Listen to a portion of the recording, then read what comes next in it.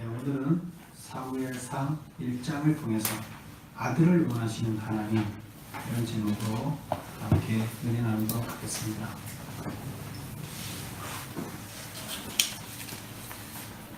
우리는 성경을 보면서 특별히 자식에 대해서 하나님께서는 여러 군데서 언급하고 있는 것을 우리가 봤습니다. 제일 처음에 하나님께서는 이 성경에 기록된 자식을 부르셨어요. 하나님의 아들을 부르셨어요. 누굴 부르셨죠? 믿음의 조상 아브라함을 불렀어요. 뭘로 불렀습니까? 아들로 삼으라고. 하나님의 아들로 삼으라고 불렀어요. 하나님의 자식으로 삼으라고. 그런데 하나님의 자식은 세상에 있는 인류가 다 하나님의 자식이잖아요. 근데 뭘 하나님의 자식을 또 삼아요? 네, 세상의 자식은 그냥 형식상의 자식이지만 정말로 하나님의 심정을 알고 하나님이 무슨 일을 하려고 하는지 말을 안 해도 알아서 하나님의 일을 하나님이 하는 것처럼 할 수 있는, 하나님은 하늘에서 일하시고 이 땅에서 하나님의 심정으로 똑같이 이 땅을 하나님이 원하는 데를 끌고 갈 수 있는 사람이 누구예요? 하나님의 아들이에요. 그래서 하나님께서는 이 땅을 하나님의 아들을 통해서 이끌어가기를 원하십니다. 그래서 항상 역사 가운데서 하나님의 심정을 아는 사람을 아들로 세우고 그 아들로 하여금 이 땅을 이끌어 가도록 하는 것이 하나님의 계획입니다. 근데 하나님의 아들을 찾기가 쉬울까요? 쉽지 않을까요? 쉽지가 않습니다. 하나님은 늘 고민이에요. 그래서 아들이 없어요. 아들은 수없이 많지만 하나님이 찾는 아들은 없어요. 세상을 맡길 아들이 없어요. 그게 하나님의 가장 큰 괴로움이에요. 그 많고 많은 사람 중에 이 세상을 이끌어갈 사람, 한 사람의 아들을 찾는 게 그렇게 힘들어요.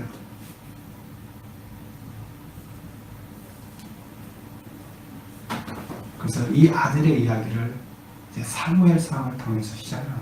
우리는 룻기에서 봤죠. 룻기에서 뭐가 없었어요? 대가 끊어졌죠. 자식이 없어서 대가 끊어졌어요.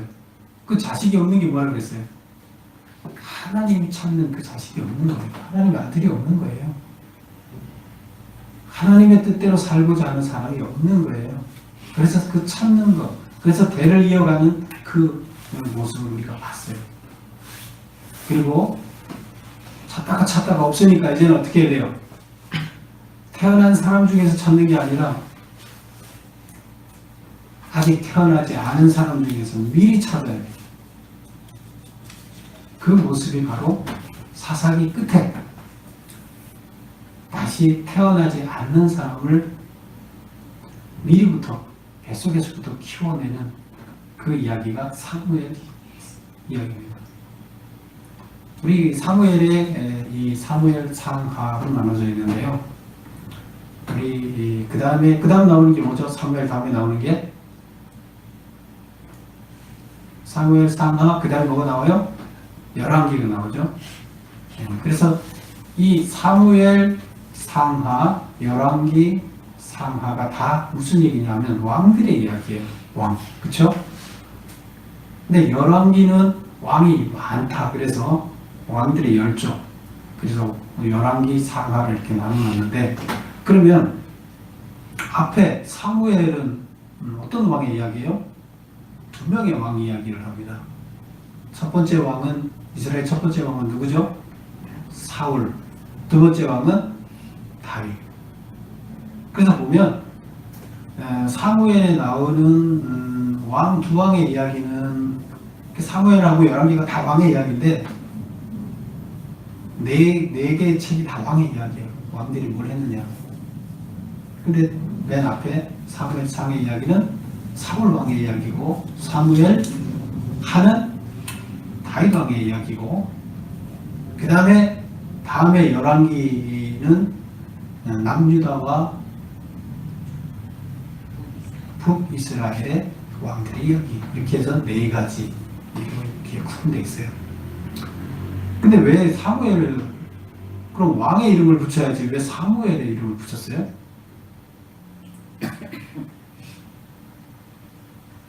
뭐 사울왕, 다윗왕 이렇게 붙여야 될 거고, 사울왕 전, 다윗왕 전 이렇게 붙이면 좋을 거 아니에요. 근데 왜 사무엘 사무하라고 이렇게 했을까요? 왜 사무엘의 이름을 썼을까요?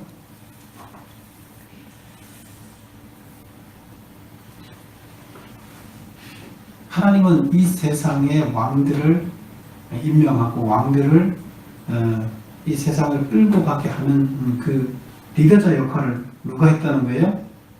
사무엘을 통해서 했다는 겁니다. 왕들이 일반 리더자가 아니에요. 이스라엘의 리더자가 누구요? 하나님의 아들이 누구? 사무엘이라는 겁니다.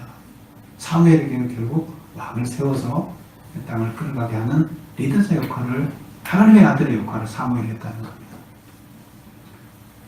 그래서 사무엘의 이름을 이렇게 기록을 하고 있습니다. 그런데 그런 사무엘을 지금 태어나게 하기 위해서 하나님이 지금 뭘 찾는 이야기예요? 자기 자식, 이 세상을 끌어갈 자식을 찾는 이야기가 사무엘의 이야기예요. 근데 그 사무엘이 바로 하나님이 찾는 그 자식이에요. 뱃속에서부터 키워서 세상을 끌어가게끔 하십니다. 자, 그런데 이 이야기는 한 가정의 이야기로 시작합니다. 가정, 누구? 엘가나라는 가정의 이야기로 시작합니다. 그럼 엘가나가 누굴까요? 1절에 보면 에브라임 산지 라마다임 소빔에 에브라임 사람 엘가나라는 사람이 있었으니 하면서 이제 족보가 나옵니다.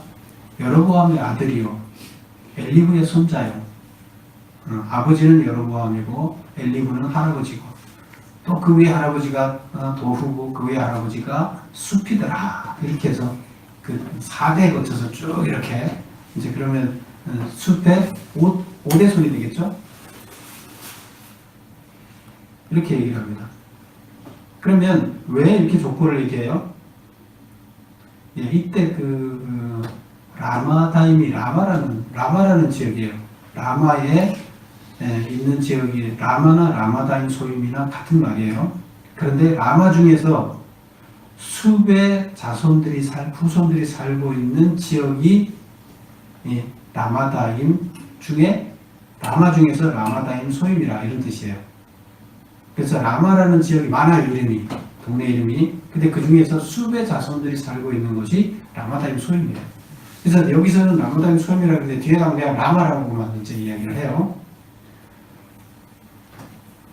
그래서 성경에 나오는 라마는 주로 어디 누구와 연관된 거다?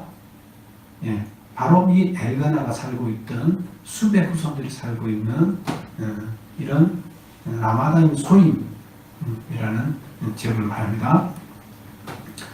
그래서 그 지역에 살고 있는데 에브라임 산지 이렇게 나와요.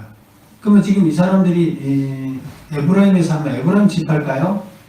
아니에요. 지금 뒤에 족보를 쭉 나오는 이 족보는 이제 역대상에 가보면 역대기에 가서 구체적으로 나오는데 이들이 어디에 계보냐면 레위 지파예요.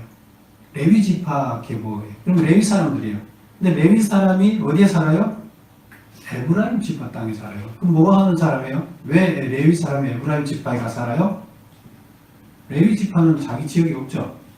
그래서 각 지파에 흩어져서 레위인의 역할이 뭐예요? 그들에게 교육시키고 신앙생활하고 하나님의 뜻대로 바로 살도록 역할을 담당하는 사람이 레위인이었죠. 그래서 그 레위 지파의 사람이에요. 그 족보를 보면 알 수가 있어요. 그래서 레위인이었다. 그런데 그 사람이 어디가 사느냐? 에브라임 지파에 가서 레위인 역할을 하고 있다. 레위인의 임무를 수행하고 있다. 그런데 라마다임 소임이라는 것은 레위인들이 거하는 성이 따로 정해져 있잖아요. 각 지파마다 4개 성씩 정해갖고 레위인 성이 있는데 그 성은 아니에요. 라마다임 소임은. 그렇다 그러면 정해진 성이 아닌 다른 성에 가서 살고 있다는 이야기가 되겠죠.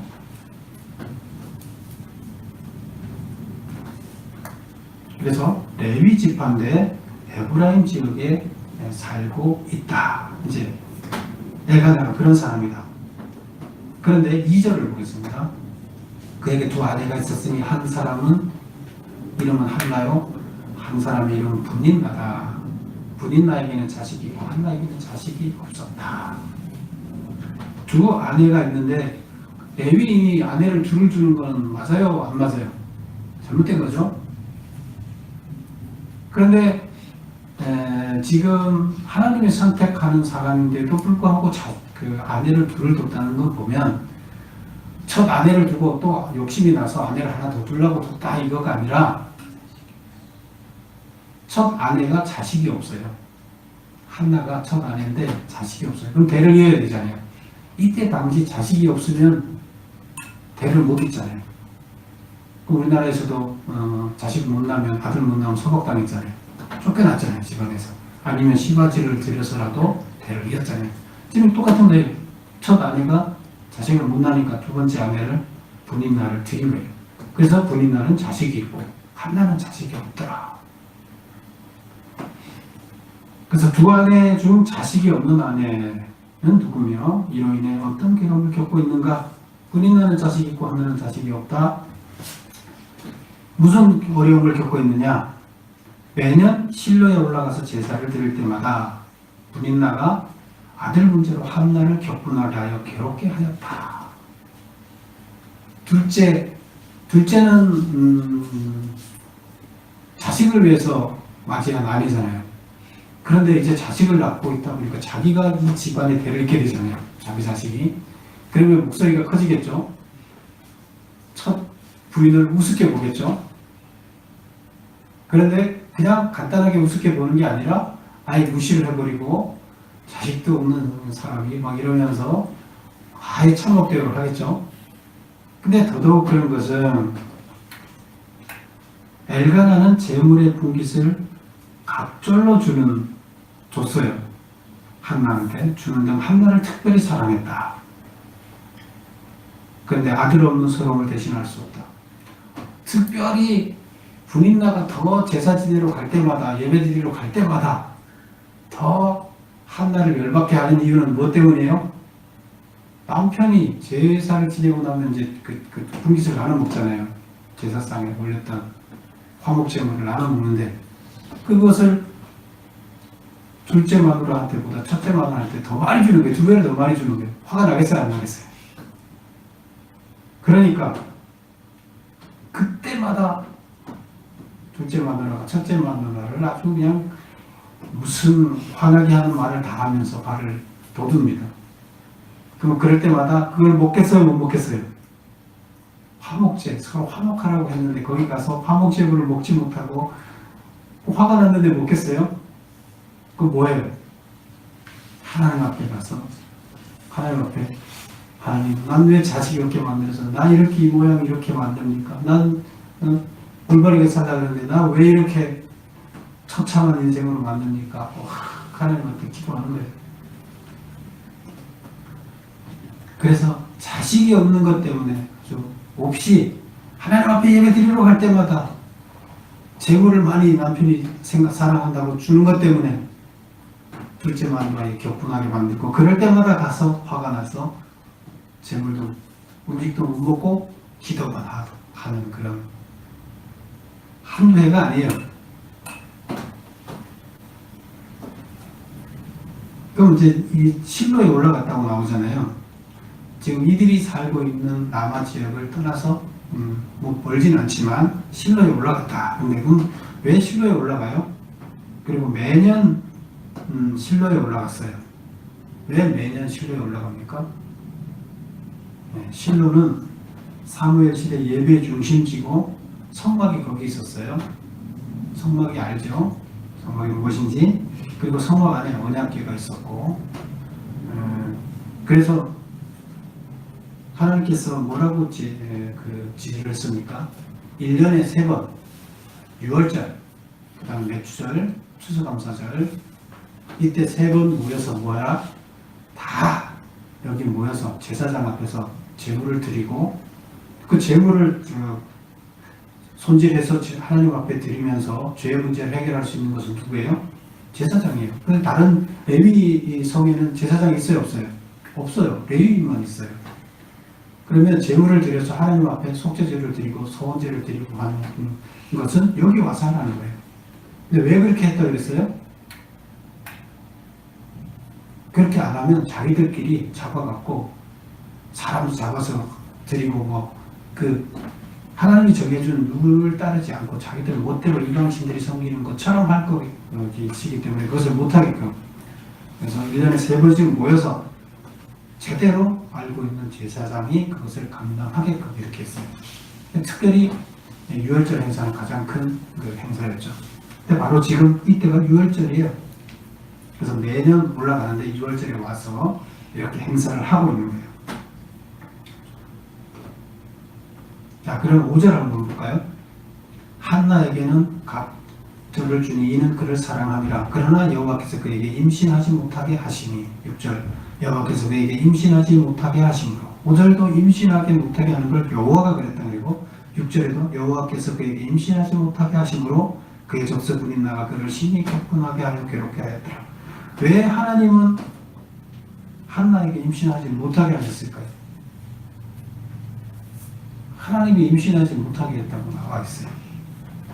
물론 하나님은 인간 삶에 직접적으로 관여를 안 하시는 게 원칙이지만 하나님은 때에 따라서 직접적으로 개입을 하신다고 했죠. 하나님의 뜻을 이루기 위해서 개입하신다고 했죠. 하나님의 개입이에요. 하나님 개입했어요. 어떻게? 임신하지 못하게끔. 한나로 하여금 자식이 없는 부모의 심정과 한이 어떤 것인지를 느끼게 하게 하려고 그랬어요. 하나님이 임신을 못하게 한 것은 지금 한나가 그걸 철저히 느끼고 있죠. 자식이 없는 자의 서러움이 어떤 건지, 한이 무엇인지 지금 느끼게 하려고 느끼고 있어요. 충분히. 하나님도 자식이 없어서 역사를 이끌어야 하는 일꾼을 세우지 못하는 하나님의 심정을 알도록 하기 위해서, 하나님의 심정을 알도록 하기 위해서 지금 그런 거예요. 왜 이들이 하나님의 심정을 알아야 돼요? 하나님의 자식을 낳아야 되기 때문에. 하나님의 심정을, 하나님의 자식을 낳을 사람들은 누구예요? 하나님의 심정을 알 사람들이 낳아야 되는 거예요. 하나님의 자식을 낳을 사람이 하나님의 심정을 알아야 돼요. 어떤 심정? 자식이 없어서 이 역사를 이끌어갈 사람, 니네 가정을 이끌어갈 대를 이을 사람이 없어서 고민하는 너나 이 역사를 이끌어갈 하나님의 자식이 없는 하나님이나 같은 심정이다. 그걸 알도록 하기 위해서 한나에게 자식을 줬지만 한나에게 주지 않았다. 하나님은 왜 자식이 없는가? 하나님이 자식이 없다고 했는데 왜 없느냐? 하나님의 자식이란 하나님과 심정의 일치가 일어나고 그 심정을 가지고 행동할 수 있는 자를 말한다. 역사를 이끌어갈 수 있는 자를 말한다. 그러나 하나님은 이스라엘을 하나님의 자식으로 세웠으나 그들은 가나안화되어 하나님의 심정을 모른다. 아브라함을 택해서 이제 계속 키워나가고 있죠. 부족으로, 민족으로, 국가로 해서 이제 이스라엘 국가로 만들어가고 있는데 이스라엘이 지금 어디로 가고 있어요? 하나님의 심정하고 반대로 가고 있어요. 다 키워놨더니 어떻게 됐어요? 엉뚱한 길로 가요. 하나님 어떻게 해야 돼요? 포로로 잡혀가서 정신 차리게 하고 그러는 거죠. 근데 지금 사사기 시대에 지금 엉뚱한 길로 가니까 지금 자식이 없어요. 지금 하나님의 일을 하나님의 심정으로 이 땅에서 그 일을 할 사람이 없어요. 이스라엘 백성 중에 레위인과 제사장, 사사를 세웠으나 그들도 눈이 멀어 하나님의 심정을 알지 못한다. 지금 이 본문에 나오는 제사장이 누구예요? 엘리 제사장이죠. 엘리 제사장이 눈이 멀었어요. 어떻게 눈이 멀었어요? 하나님의 심정을 알지 못해요. 하나님의 뜻이 뭔지를, 하나님의 말씀이 뭔지를 깨닫지를 못해요. 그 시대에 레위인들이 다 다른 길을 가고 있어요. 이스라엘 자체도 그렇고 또 하나님이 특별히 세운 사사들, 제사장들 마찬가지예요. 자, 우리 보면 3절에 보면 잠깐 이런 얘기가 나오죠. 엘리의 두 아들 홈리와 비누아스가 여호와의 제사장으로 거기에 있었더라. 엘리는 대제사장이에요. 그리고 그 대제사장의 아들 홈리와 비누아스가 나오는데 나중에 다 죽죠. 하나님이 다 죽이죠. 블레셋과의 전쟁에서 다 죽게 만드는데 이들이 어떻게 했어요? 뭐 제사지대로 와서 제물 올리려 하는 고기 먼저 건져서 하나님께 드리고 지네가 먼저 먹고 제사장이 이 짓을 했어요. 하나님을 믿는 사람이에요? 도대체? 이만큼 타락했다는 거예요. 그래서 이들은 눈이 멀었어요. 하나님을 알 수가 없어요. 그래서 하나님의 자식이 없다는 겁니다. 제 메모에 6번 보겠습니다. 한나가 괴로워서 기도하고 통곡하여 서원을 하였다. 한나는 기도 중에 무엇을 깨달았을까? 서원의 내용은 무엇인가? 그 서원은 무엇을 의미하는가? 나도 자식이 없으면 하나님이 이렇게 깨닫게 해줬을 것 같아. 어떻게? 하나님이 나도 자식이 없다, 한나야. 자식을 얻기 위해서 너처럼 나도 괴로워하고 있다. 그러므로 너 심정 잘 알고 있다. 하나님이 기도하는 한나에게 이것을 깨닫게 해줬어요. 하나님의 이런 심정이 기도하는 중에 한나에게 와닿았을 때 한나의 마음은 어떻게 됐을까요? 자기가 밥도 못 먹던 그 기분이 어땠을까요? 하나님의 터치로 싹 사라집니다. 18절 한번 볼까요? 당신의 여종이 당신께 은혜 있기를 원하나이다 하고 가서 먹고 얼굴에 다시는 근심빛이 없더라. 뭐가 없어요? 네, 밥도 못 먹었어요. 화가 나서. 뭐 들어가겠어요? 그런데 기도 중에 하나님을 만난 거죠. 그리고 나서 어떻게 변화됐어요? 먹고 얼굴에 근심빛이 없어요. 자식 때문에 그렇게 근심하던 그 근심빛이 사라졌어요. 그 과정에 뭐가 있다는 거예요? 하나님의 만지심이 있다는 거예요. 어떤 만지심? 야, 너만 자식 없는 거 아니다. 나도 자식 없다. 난 너 심정 잘 알아. 그 감동, 하나님의 그 감동이 그 마음에 들리면서, 하나님의 그 소리가 마음에 들리면서 깨닫고 나서 모든 마음의 근심이 사라지게 된 거죠. 여종의 고통을 돌아보시고 아들을 주시면 그의 평생을 여호와께 드리고 삭도를 대지 않겠습니다. 이렇게 소원을 했죠. 근데 그 소원의 뜻은 뭐냐? 제게 아들을 주시면 그 아들을 하나님이 찾으시는 하나님 나라, 하나님의 아들로 드리겠습니다. 하나님 제 소원 들어서 제 아들을 주셨으니까 하나님 아들 없다면서요. 제 아들 하나님께 드리겠습니다. 하는 일을 하도록 하겠습니다. 하나님 저한테 아들 주셔서 하늘 다 풀어주시는데 저도 제 아들 하나님한테 드려서 하늘 다 풀어드릴게요. 아들을 주시면 그 아들을 하나님이 찾으시는 하나님의 아들로 드리겠사오니 그로 하나님의 심정을 아는 자로 양육하시어 역사를 이끄는 아들로 삼으소서. 이것이 바로 한나의 기도라는 거죠. 하나님이 하나님의 아들을 잉태할 때 아무나에게 잉태합니까? 삼손을 잉태할 때도 미리 예고를 했죠. 또 세례 요한을 잉태할 때도 또 미리 예고를 하셨죠. 아무나에게 그렇게 얘기를 합니까? 아니에요. 하나님은 그때마다 경건한 자들을, 하나님의 뜻대로 살고 있는 경건한 자들을 선택해서 이렇게 합니다. 그렇다 그러면 여기에서 한나는 어떤 자로 보여집니까? 하나님의 아들을 잉태할 만큼 경건한 자예요. 그리고 그 남편도 엘가나도 레위인 중에서 그래도 하나님의 뜻에 눈에 띈 레위인이었던 거죠. 그래서 하나님의 음성을, 하나님의 그 뜻을 들을 수가 있었고, 하나님의 뜻에 맞춰서 하나님의 아들을, 하나님이 지금 뭘 찾고 있어요? 하나님이 원하시는 아들을 내가 드리겠습니다.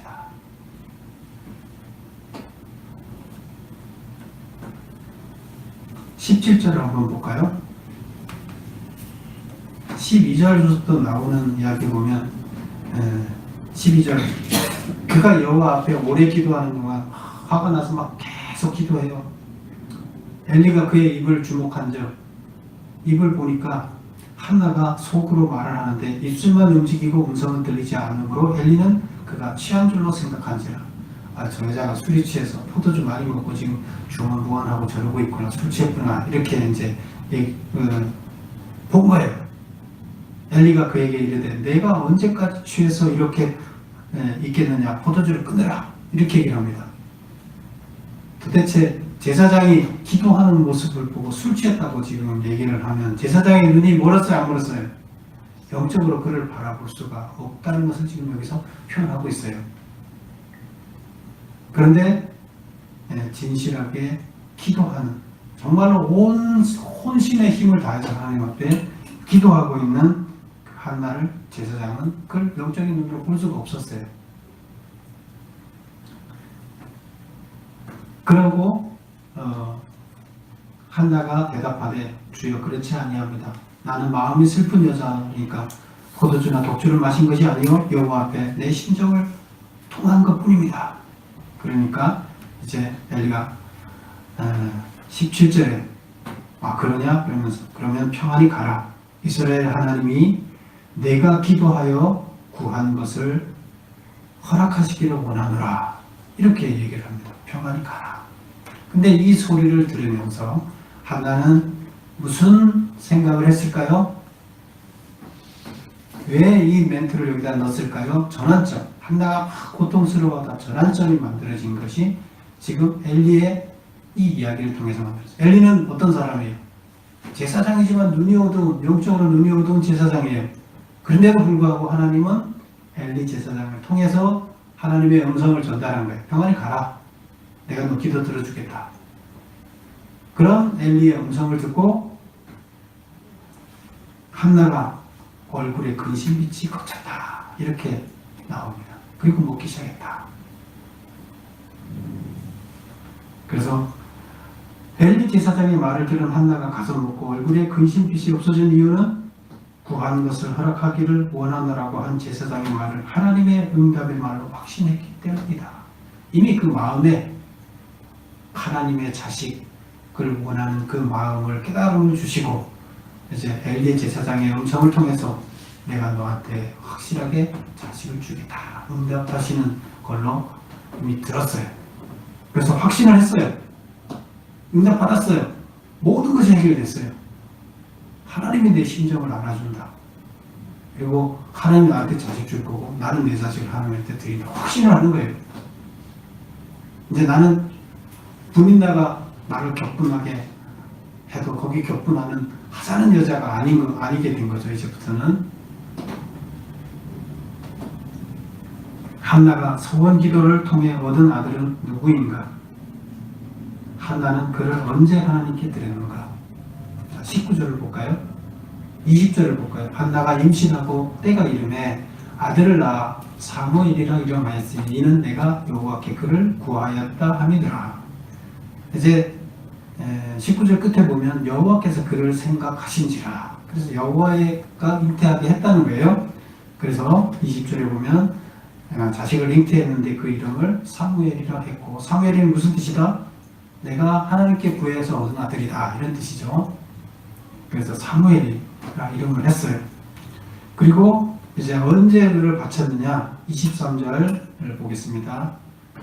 끝에 부분에 보면 오직 여호와께서 그의 여호와께서 그의 말씀대로 이루시기를 원하노라 하니라. 이에 그 여자가 그의 아들을 양육하며 그가 젖되기까지 기다리다가 젖을 뗀 후에 그를 데리고 올라갔다. 언제까지 있었어요? 젖을 뗄 때까지. 젖을 몇 살 했대요? 몇 살에 졌대요? 뭐 한 3살쯤 정도. 요즘 뭐 6개월이면 졌대잖아요. 근데 그때는 아마 2살, 3살 이럴 때 이제 젖을 뗐는데, 젖을 떼고 밥을 먹기 시작했을 때는 엄마 곁을 떠나도 되죠. 그래서 엄마 곁을 떠나도 젖을 이제 떼는 정도. 그럼 엄마 곁을 떠나도 된다는 얘기예요. 밥 먹고 자라면 되니까. 그때 갖다 드렸어요. 하나님한테 맞췄어요. 여호와께서 한나에게 아들을 주었고 한나는 그 이름을 사무엘이라 하였다. 양육하여 젖을 뗀 후에 양육했다. 뭘 양육했을까요? 물론 영적으로, 육적으로도 양육했지만 영적으로 어린애의 기도로 키웠다는 얘기죠. 양육하여 젖된 후에 실로에 있는 여호와의 집으로 데리고 가서 엘리에게 맡기고 하나님께 경배하였다. 약속대로 하나님께 드린 거예요. 결국 한나의 아기의 이야기는 누구의 이야기입니까? 하나님이 자식을 만들어내는 이야기예요. 하나님이 세상을 이끌어갈 자식을 만들어내는 이야기예요. 한나의 자식의 이야기가 아니에요. 물론 이건 실화예요. 없는 이야기를 지어낸 게 아니에요. 역사서예요. 한나가 아기가 없다가 사무엘이라는 사람을 출생시켰어요. 오늘날도 마찬가지입니다. 하나님은 역사를 이끌어갈 하나님의 아들을 찾고 계십니다. 그 한 사람을 찾고 계세요. 그리고 지금 이때는 찾다가 못 찾으니까 결국에는 경건한 가정, 한나와 엘가나, 그 경건한 가정을 통해서, 그 가정의 기도를 통해서 아들을 구하는 그들에게 하나님의 심정을 부어주시고, 하나님의 심정으로 자식을 낳고 하나님의 심정으로 하나님께 드리는, 이 세상에 일을 할 사람은 이 세상에서 난 사람이어야 되죠. 뭐 하나님 알아서 하나님의 힘으로 다 하면 되지만 하나님은 그렇게 하지 않으세요. 그래서 하나님은 우리에게 자식을 주지만 우리는 또 하나님의 일을 할 사람을 키워내야 됩니다. 이제 하나님께서 찾으시는 그 한 사람, 사무엘입니다. 그리고 사무엘은 결국 그 무너진 이스라엘을 다시 하나님의 뜻에 합당하게끔 이끌어내는 그 작업을 시작합니다. 이제 우리는 사무엘서를 통해서 그 이야기들이 전개되는 것을 우리는 볼 수 있을 것입니다.